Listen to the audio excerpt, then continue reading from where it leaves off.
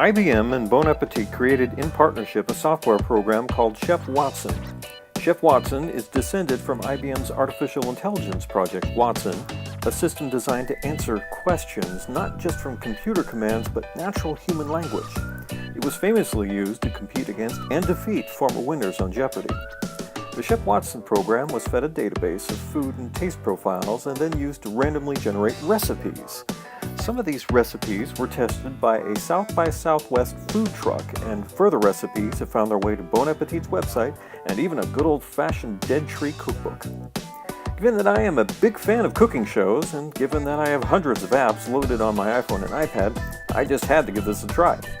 So I picked out a recipe that sounded interesting: Bengali butternut squash barbecue sauce.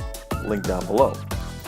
Using a program like Chef Watson to generate a recipe seems artificial, but computers are just tools. Software tells our stories just as much as any other form of creativity.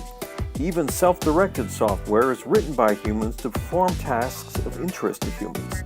And while we expect computers to be bound by rules and equations, really humans operate by our own parameters.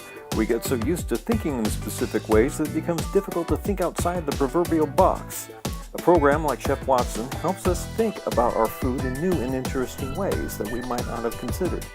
And that surprise can be delightful. Was the sauce any good?